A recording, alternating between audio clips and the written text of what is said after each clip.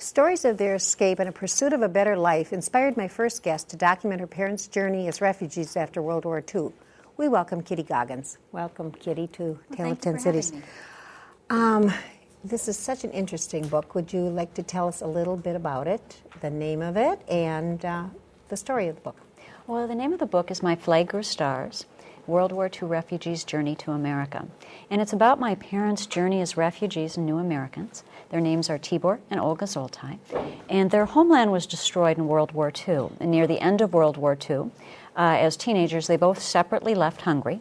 My mother, just before the Russians, soldiers marched into her village. And my father was drafted by the Germans and then later became a POW, American POW, and almost perished in POW camp.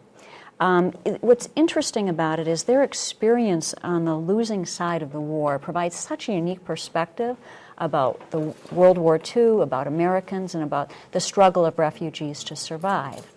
Then, as they wanted to escape the war-torn countryside, they eventually were able to emigrate to the North America as indentured servants. They hoed sugar beets.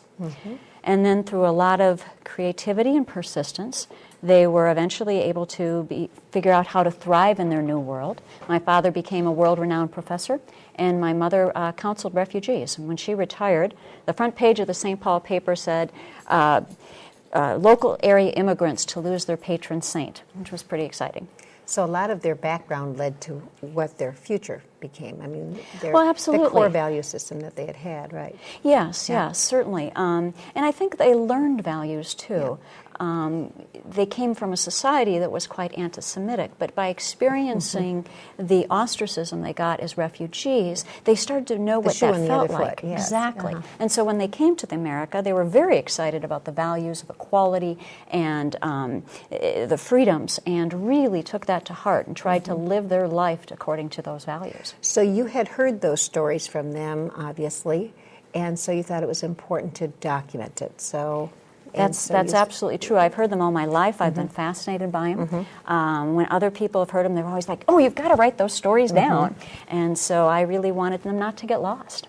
So what was the reaction of your family when you went to tell them you were going to write their story? There was a lot of excitement, and we did a lot of digging into old documents and finding we had a lot more than we even realized we had. So there was lots of original material. We even got a diary from an uncle, so there was things that we just didn't even know about that all contributed and provided a real wealth of original documents to be able to write at the depth of the story. And was there anything that surprised you that you didn't expect from the stories once you started documenting it? Sure. There was depth to a lot of the stories that I wasn't aware of, but probably the one that I found incredibly fascinating is my parents originally did their kind of courting via letters.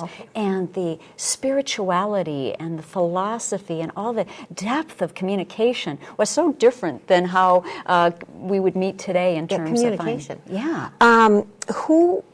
Who do you think this book would appeal to?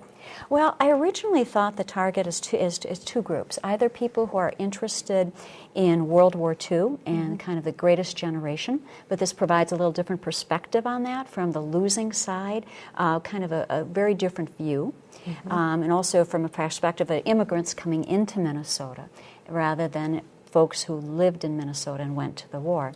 The second target group I thought would really be interested is people who enjoy immigrant or refugee stories. I worked for 25 years leading strategic initiatives for change, and I had a lot of training in the psychology of change. And so as I looked at their story, I was trying to look at it from that perspective and provide a unique view of the immigrant-refugee story. But what I've also found is that the book's now been out for 2 months, and the readers are much broader than I had expected. A lot of people are enjoying it who are just looking at their life today and seeing how much change they have to go through and taking some nuggets out of the experiences that Tibor and Olga had in terms of what can you do to be successful when you're facing major change. And so it's been a much broader appeal than I had hoped. So I'm very excited. I imagine so. And where can somebody find the book? Well, it's available on Amazon.com. It's also available locally at the History Center Museum Bookstore in downtown St. Paul. It's available at Macabre's in St. Anthony Park, and it's available at Lake Country Books in White Bear Lake. You did, it's obviously historical, and you said it's at the History Center, so another target audience is just people that love history. Oh, absolutely. That are following it completely. Very much so. Well, I want to tell you, I did read the book and have read some World War II things, and a lot of them are very depressing. I mean, you read them and you kind of say, I'm so glad that wasn't me, but when you're done, you just still feel very depressed. This has a very hopeful feeling to it, and completely very hopeful. And your mother is still alive. Yes, she is. Yeah, and so you were able to share things and the success of the book. And it was a very remarkable read, and I'm sure you're going to be very successful with it. And I want to thank you for joining us. Well, thank you. It's been a pleasure. All right. And thank you for coming. thank you.